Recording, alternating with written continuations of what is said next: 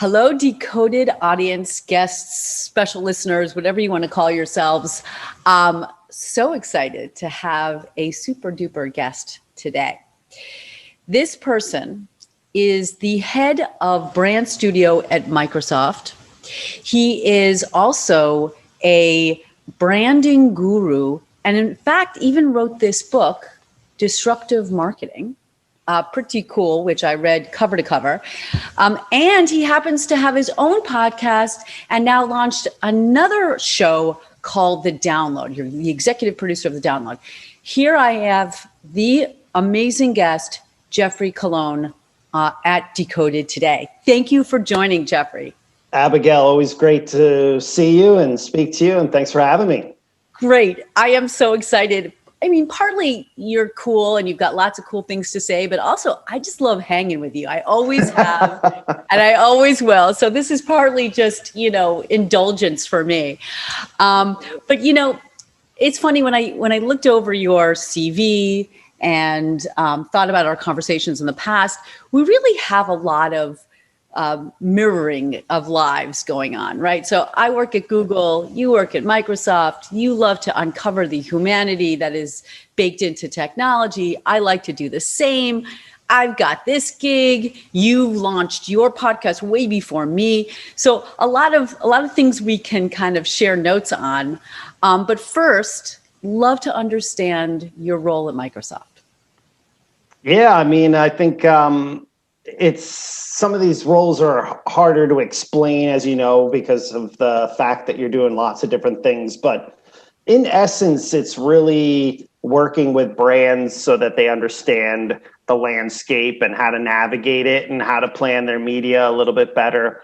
That's probably one half. And then the other half is, brand marketing for Microsoft. So, how are you getting the name out there and new and unique ways, but also using, ways that we know, Abigail, have worked for a really long time. I mean, we can't really throw a lot of the sort of traditional methodology away because we know that, we know a lot of that works. So a little bit of branding for the company, a little bit of helping other brands with their branding. That's great. So you get the best of both worlds. That's pretty cool.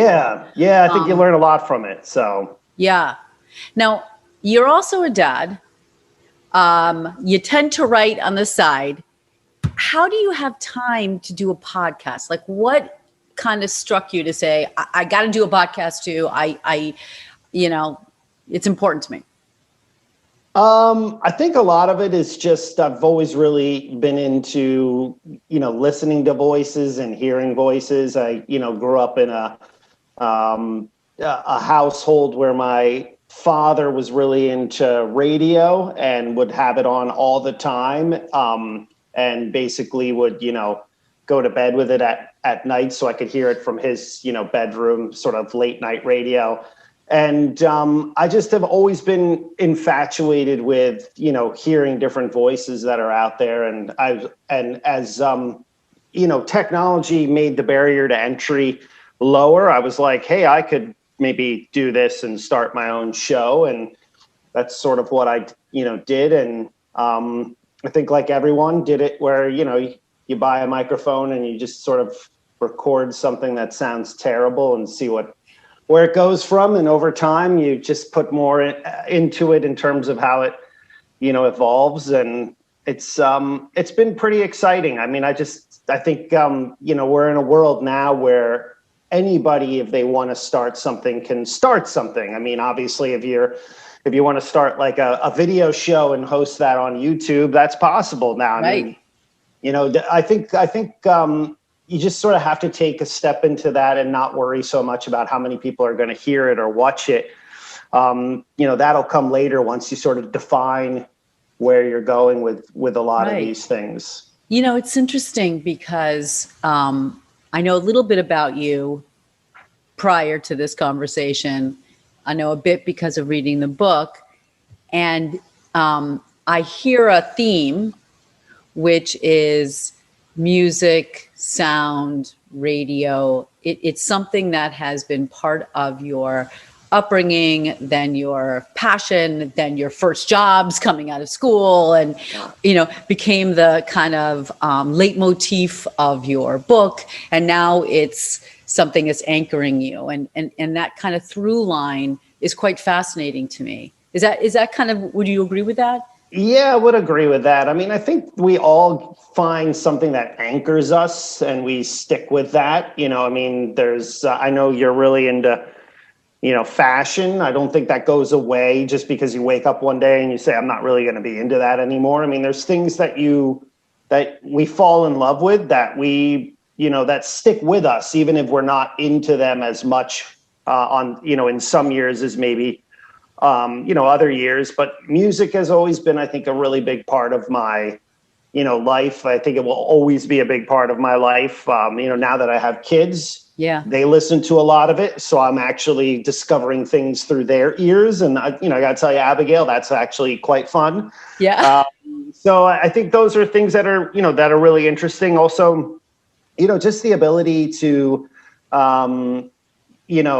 ask machines to play things. I mean, I won't, say it out loud because I don't want to trigger it in the background, but, having a Google Home speaker, right. Programming for that. I mean, that's just interesting where you're able to, in the past, it was like you would turn something on and then, tune a dial or, use some form of media to listen to music. Now you're basically asking a machine to do that, and they're sort of finding that information, and then you're listening to things. I think that's sort of fascinating. I mean, it's pretty interesting that, we're in that world now where you can sort of discover anything with your voice.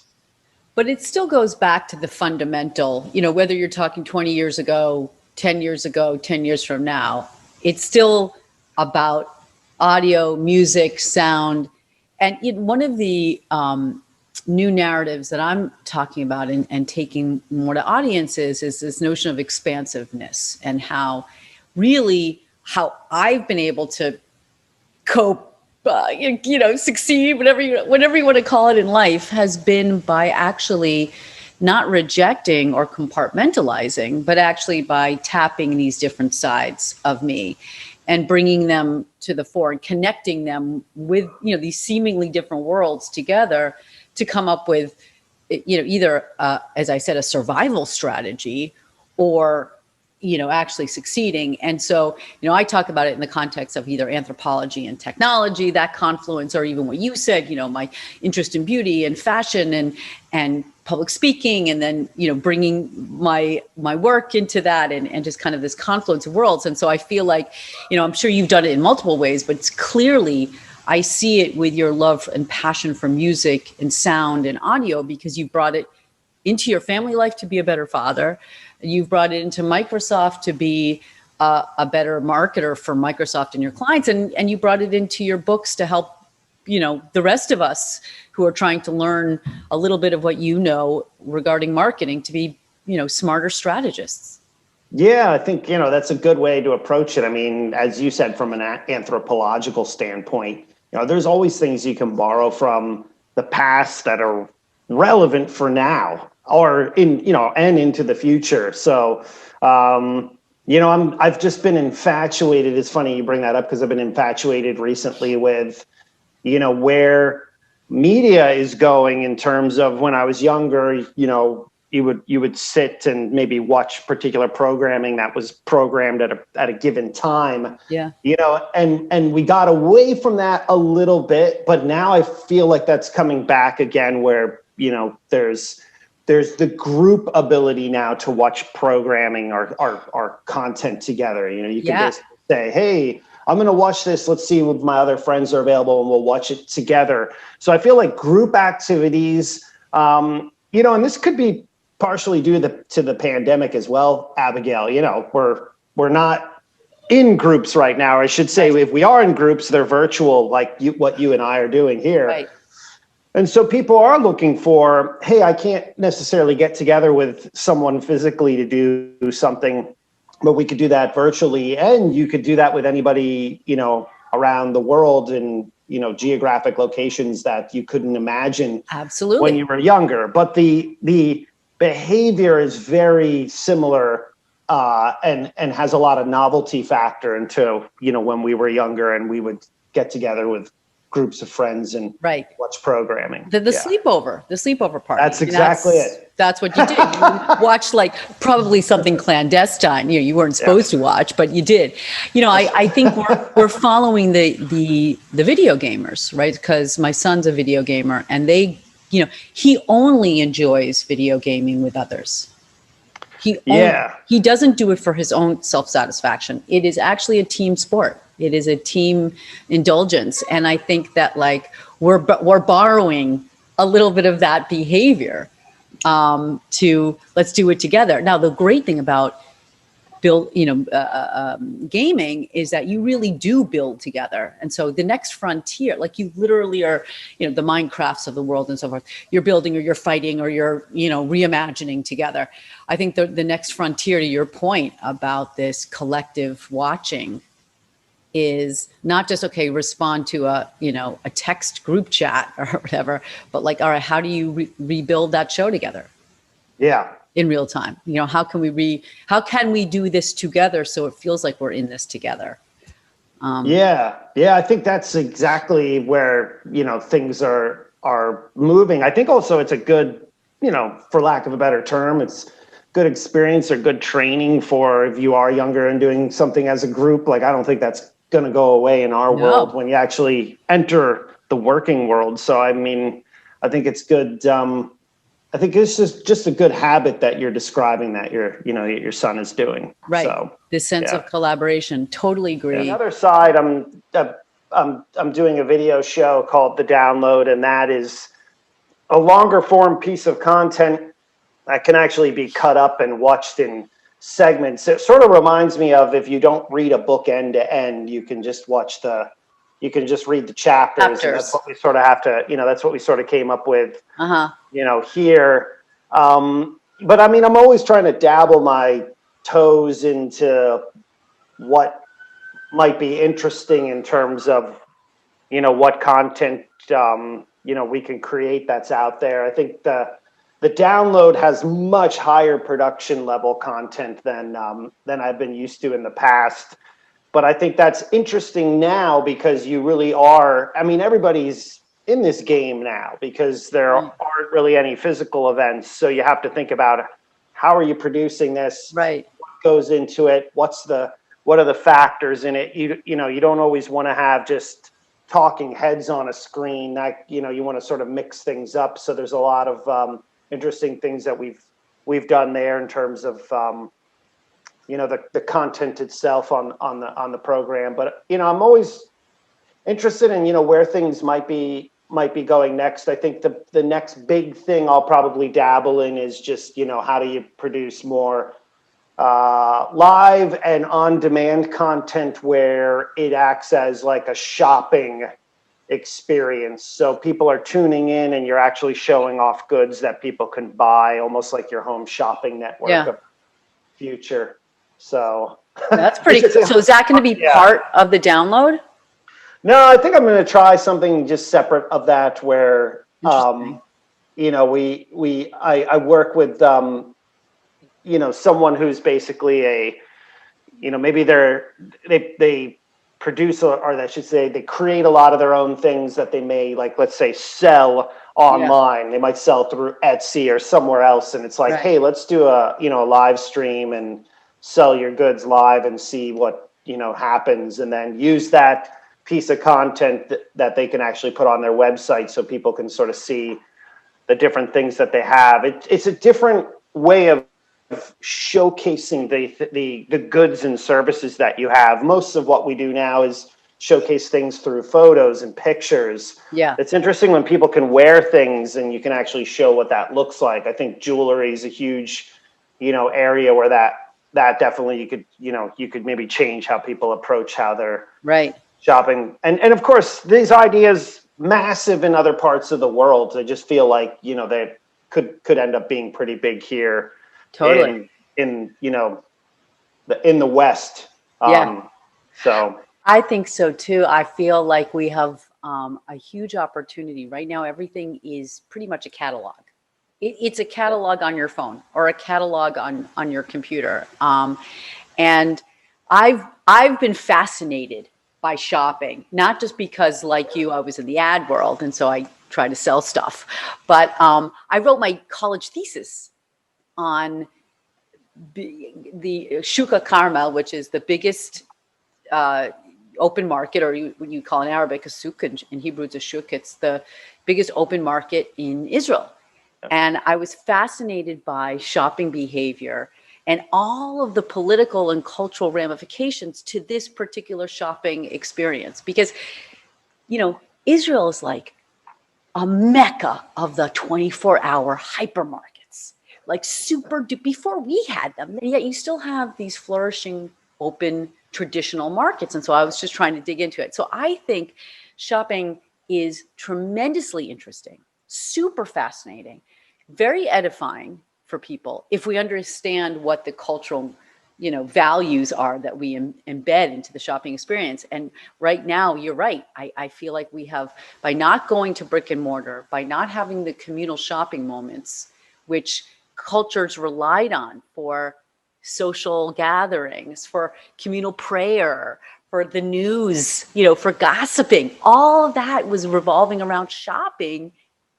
And we don't have that anymore, especially in COVID, we don't have that. So how do we resurrect it in a way? And how do we reimagine it? I think that is super, super cool. And I would love to understand how you dig into that, and let me know if there's any help, or just to be a shopping, a guinea pig for you. Yeah, I think it also goes back to the group activity, as you noted. I mean, if you're going to do things in groups, you can't take that away. You can't take that away necessarily. And so that's another area that this delves into, is you can maybe tell or gather all your friends together to, go through this experience and see what that might be like. And I think there's an entertainment value into it. I think it's a hybrid of all the worlds, as you've noted, that I'm really into. How do you integrate a music soundtrack into that with really interesting, influencers, with interesting product, with an interesting storyline? So it's, it doesn't, necessarily look like a bunch of people on screen just talking about what they have, but maybe showcasing them in a very unique way. That, I think, is going to be interesting in terms of where things could be going on that front. So interesting. And also just to understand why did I buy this purpley blouse and not the red one over there? Like, what is it? And like, just getting underneath that is super interesting. So, my question to you is going to be, because of all your references to disruption, what do you think needs to be disrupted now? And I think, at least from this conversation, one of them has got to be shopping. Yeah, I think shopping's the big one. If we think about, what it was like when we were, maybe shopping as teenagers, you'd go out with a group of friends, you'd try to hit as many interesting stores as possible. You would try everything on in store. You would ask your friends who were with you what they thought it looked like, or, close friends and family that would be with you. As you noted, Abigail, it was a group activity. It was very rare that you would go out by yourself to do, shopping. I mean, I think that, people do things by themselves when they just have to pick like one or two items up. But when you're going out and saying, hey, I want a number of new outfits for, the spring season or for summer, you're doing that in a group activity, because you're using your social group as social proof. I mean, we have to think about, and this ties back to your anthropological sort of roots. Right. We want that social proof as sort of, we want to feel part of the group. We want to feel part of the tribe. Absolutely. That's what humans, sort of thrive off of. So I think, shopping is one area where, how do you integrate some interesting technology that doesn't feel overburdening, that actually makes people feel connected? I think that could be something that is interesting, that exists out there. It's super exciting to see everything that you're doing, Jeff. And again, going back full circle to the beginning of this conversation, the idea that you've taken different routes in your life but you've been able to somehow bring them together, bring these fascinations, these interests, these backgrounds of yours together, and continually disrupt your expectations of yourself, your expectations of Microsoft, the expectations of your fans to, come up with new solutions. And so I would never have thought that Microsoft would be doing this awesome show, The Download, and here they are, thanks to a disruptor like you. So I can't wait for episode 2 because there's so much more, Jeff, that we should be talking about. But for now, to keep people excited about the next episode with you, I'm gonna cut it short and bid you adieu. And thank you so much for joining us on another episode of Decoded, Jeff. Thanks again, Abigail. Great to see you. Same. Bye.